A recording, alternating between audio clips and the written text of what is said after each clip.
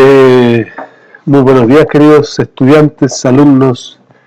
Eh, en la clase anterior nosotros vimos, ¿cierto?, lo que era los pilares de la producción animal. Vimos también cómo se clasifican los sistemas de producción animal, ya sean intensivos, perdón. Vimos también cuáles son los criterios que se utilizan para ubicar un sistema productivo, ¿cierto?, de acuerdo al valor de la tierra, la cercanía a los centros poblados, a proveedores, etcétera. Y también vimos cómo se ubican los sistemas productivos animales en Chile. Bien, esa era la primera parte de esta presentación. Ahora vamos a ver la segunda parte y final, que es un poquito más corta, pero no menos importante, que tiene que ver con la evaluación de los pilares de producción animal, de qué cosas hay que considerar. Principalmente los pilares que vamos a analizar son la alimentación, la genética y la reproducción. La sanidad la vamos a ver en otra ocasión, aunque la sanidad tiene que ver con todo lo que son los manejos sanitarios que se hacen en un rebaño, en un plantel animal, y que principalmente en los planteles ganaderos los tratamientos los tratamientos sanitarios son a la masa, son preventivos. Ya, por lo tanto, el concepto de salud animal desde el punto de vista productivo tiene que ver con la conservación del estado de salud del rebaño, de la masa. Bien, todos los sistemas productivos tienen un ciclo productivo, ya sea del nacimiento a la venta, como nosotros lo manejamos en el plantel porcino, de que producimos cerditos, ¿cierto?, que nacen y que se crían y se mantienen hasta que llegan a un peso final, y de ahí se venden en un sistema que es interno, ¿cierto?, en el cual son procesados en la fábrica de cecina. Pero también hay que considerar que existen subciclos dentro de un sistema productivo. Estos subciclos son importantes conocerlos, porque en estos subciclos los animales presentan requerimientos diferentes. Por ejemplo, hay un subciclo del nacimiento al destete. En el ganado bovino de carne es súper evidente, digamos, ver este fenómeno de los subciclos, ya que muchas veces los productores tienen vacas, ¿cierto?, para la reproducción, donde los terneros nacen en una temporada, las vacas crían a sus terneros y después que llegan a una fecha determinada, estos terneros son destetados y son vendidos, para luego otro productor los compre, ¿cierto?, los tome y los lleve desde este periodo de destete hasta la venta. Por eso es que esto es importante conocerlo, porque los requerimientos que tienen los animales son diferentes. Y esos requerimientos son de distintos ámbitos, de distintos tipos. Por ejemplo, requerimientos de la alimentación. La alimentación tiene una alta demanda al final de la gestación, en el parto, en la lactancia, ¿cierto? En la lactancia es donde más se ve el efecto de la alimentación, en los primeros días de vida y en la engorda final. Los primeros días de vida son importantes porque los animales tienen más requerimientos, pero el momento fisiológico que tiene mayor desgaste y mayor demanda desde el punto de vista de la alimentación es la lactancia. Nosotros vemos, por ejemplo, vacas que entran en lactancia en un periodo crítico por el alto desgaste que produce la producción de leche. Yo siempre pongo un ejemplo clásico, que es que la mayoría de nosotros hemos tenido alguna vez una mascota, una perrita preñada, ¿cierto?, que cuando va a parir está gorda y después de un mes que los cachorros la han estrujado, por decirlo de alguna manera, queda súper flaca. Y eso es porque la producción de leche desgasta muchísimo. Es tanto así que llega un momento en que lo que ingresa a través de la alimentación no alcanza a cubrir los requerimientos de la producción de leche. Por eso que los animales tienden a adelgazar. Aquí vemos, ¿cierto?, un rebaño de vacas de crianza, de carne. Vemos un ternerito ahí chiquitito. Vemos, ¿cierto?, que es un periodo entonces en el cual las vacas están en lactancia, y que esta pradera que estamos viendo aquí debe suplir los requerimientos de las vacas para que ellas puedan, ¿cierto?, volver a recuperarse, porque generalmente los partos de este tipo de animales son a la salida del invierno, por lo cual no están muy gordas, que digamos, y una vez que viene el periodo de abundancia de pasto, las vacas se recuperan y pueden producir leche y pueden entrar en celo y volver a preñarse.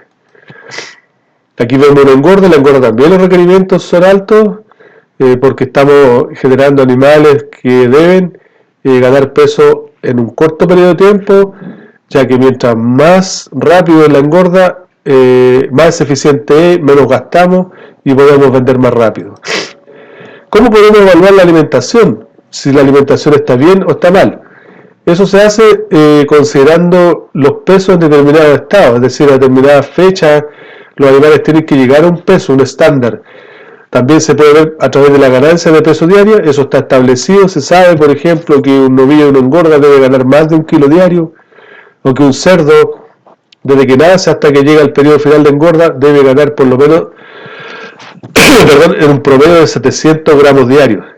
Otro indicador que nos ayuda a conocer si la alimentación está bien o está mal es la condición corporal.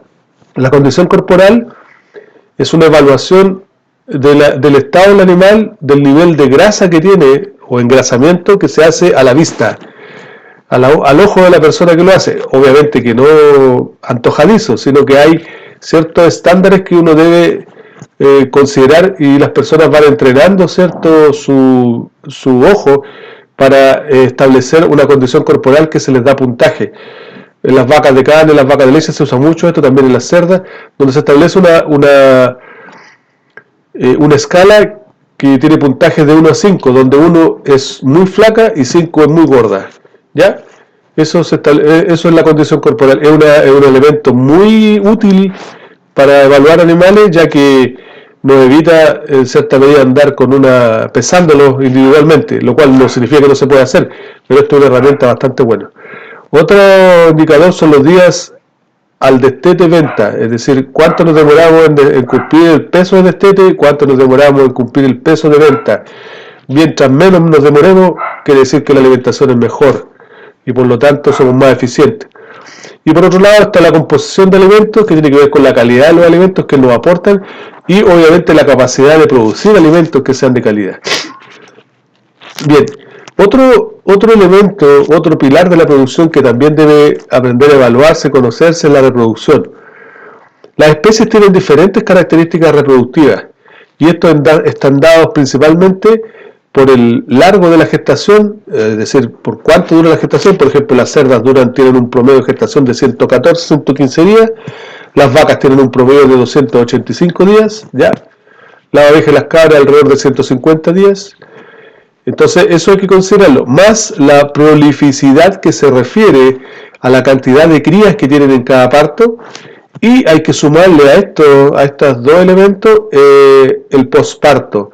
El posparto se refiere al periodo en el cual la hembra demora en volver a preñarse otra vez, ¿ya? Y eso también es un indicador de eficiencia, porque hay animales, por ejemplo las vacas de carne que demoran, y las vacas de leche que demoran alrededor de 50, 60 días en volver a entrar en celo y poder preñarse de nuevo. En cambio las cerdas, una vez que se destetan, a los 5 o 6 días, 8 días máximo, ya están en celo y pueden volver a preñarse rápidamente.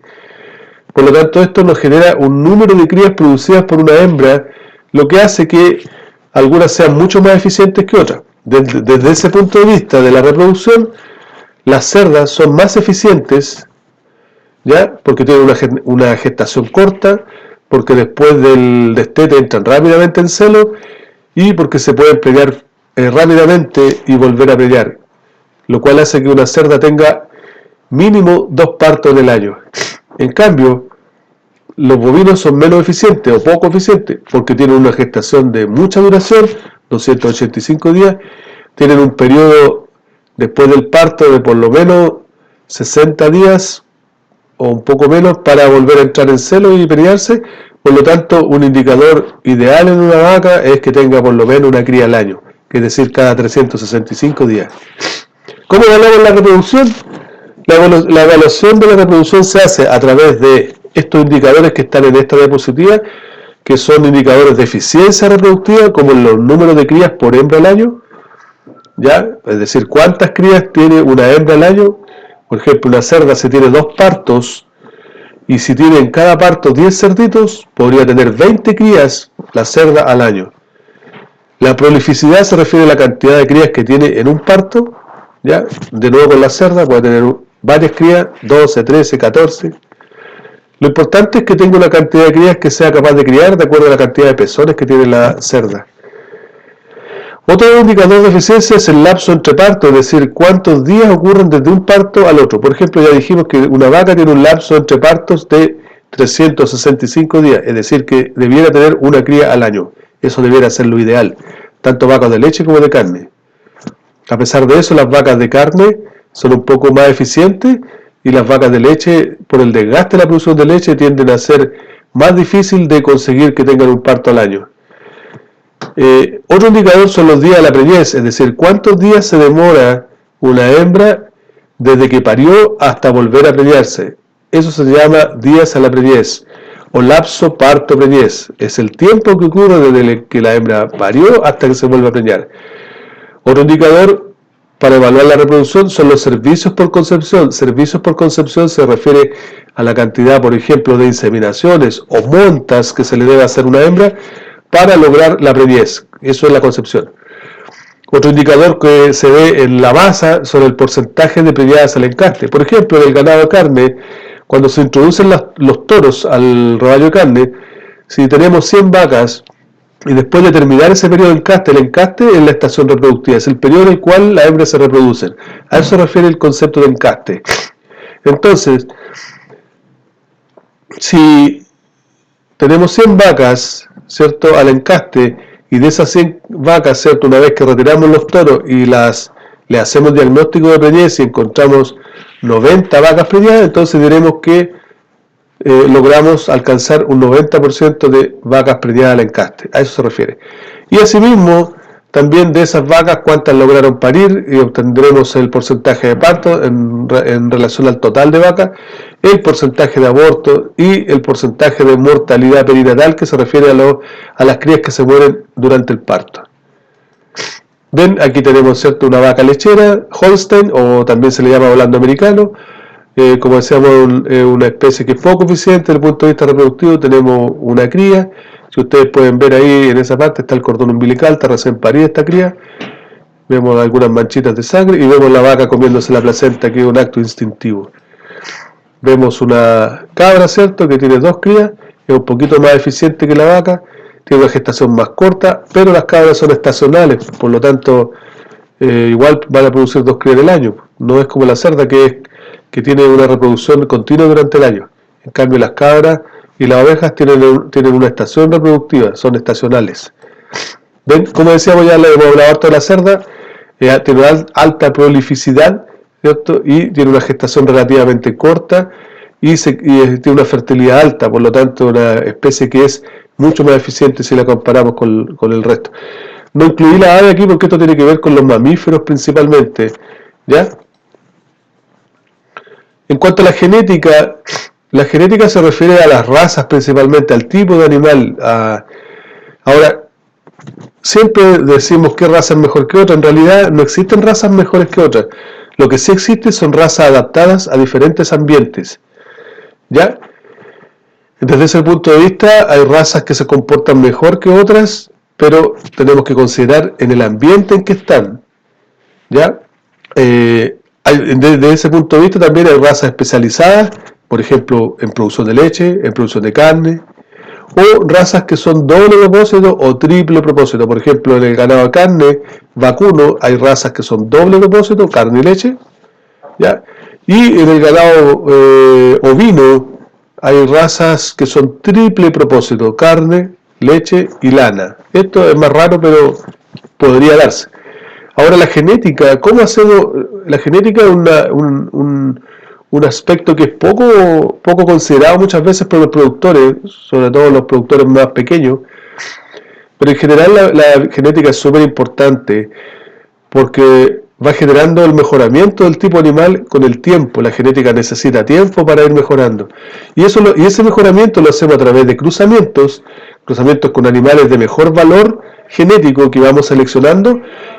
Y también podemos hacer el uso de tecnología o biotecnología, como la inseminación artificial, que nos permite usar un toro, por ejemplo, o un reproductor de alto valor genético en una gran cantidad de hembras, que si fuera el reproductor uno solo vivo, un animal vivo, lo podríamos usar en un número reducido de hembras. En cambio, al usar la inseminación artificial, compramos una dosis de inseminación que son miles y miles, que podemos entonces usar en muchas hembras y por lo tanto tener el efecto del mejoramiento genético de ese macho con mucho mayor efecto. ¿Ya? La inseminación artificial es una de las tecnologías más utilizadas para hacer mejoramiento genético. Ven, aquí tenemos, en cuanto a la genética, una vaca Holstein fina de alta producción, fíjense cómo está, muy bonita. Una vaca Jersey también de producción de leche, es una raza de leche también, un poquito menos eficiente que la anterior, es más chiquitita y todo, pero es una muy buena vaca. Este es un toro Angus negro, Aberdeen Angus se llama la raza, es negro. Existen dos variedades, negro y rojo, perdón. Y este es un toro de carne, una raza de producción de carne originaria de Gran Bretaña, por eso que se habla de una raza británica. Este es un ganado cebú, es otra especie, no es un bovino como las vacas, es un bovino igual, pero de otra especie, digamos. El cebú es otra especie dentro de los bovinos, es un animal adaptado a los climas tropicales, por eso que decíamos que no existen razas o especies mejores que otras, depende de el lugar. Este animal, se lo traemos para un lado, para un sector de frío, como nuestro país, no va a dar los resultados, y al revés, si llevamos un animal Holstein que está acostumbrado al frío, no va a dar muy buen resultado en un lugar tropical. Bien, aquí tenemos una cerda fina, Landras, raza blanca, son buenos productores, fíjense, 1, 2, 3, 4, 5, 6, 7, 7 por 2, 14, tiene una buena línea de pezón, una buena línea mamaria, por lo tanto es una raza para usar como madre. Este es una raza china, asiática, Gensui se llama. Son razas medias raras que nosotros no estamos acostumbrados a ver, pero dentro de las razas porcinas existe una gran diversidad, más de lo que uno piensa. Cuando estemos durante el año en otros cursos de los que hacemos de la parte animal, vamos a ver este tema de las razas porcinas. Una raza de lana de oveja, una raza de carne de oveja. Fíjense la diferente conformación que tiene el animal.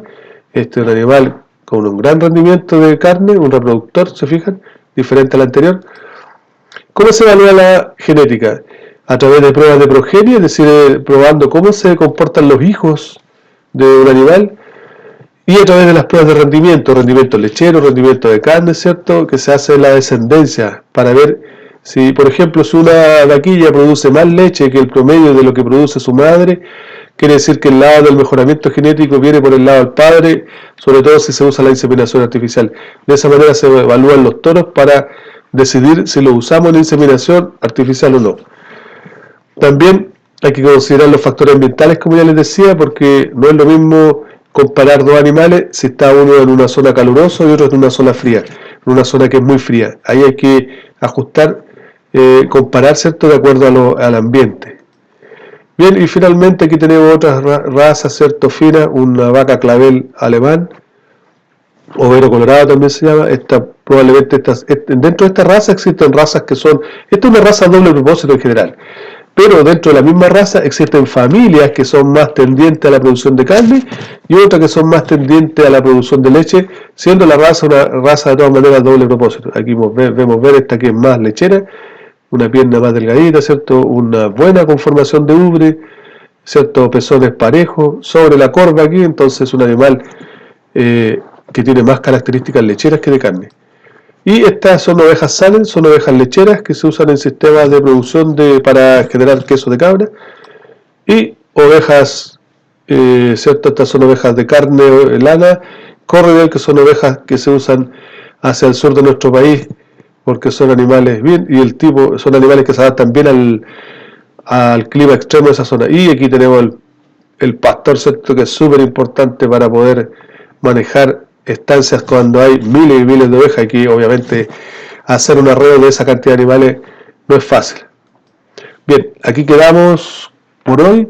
Va una guía bastante sencilla, espero que les haya gustado, y con esto terminamos la clase de introducción a la producción animal Y ya en la próxima clase vamos a comenzar con temas más específicos del módulo. Que estén muy bien y muchas gracias. Espero que les haya servido y que sea fácil de entender.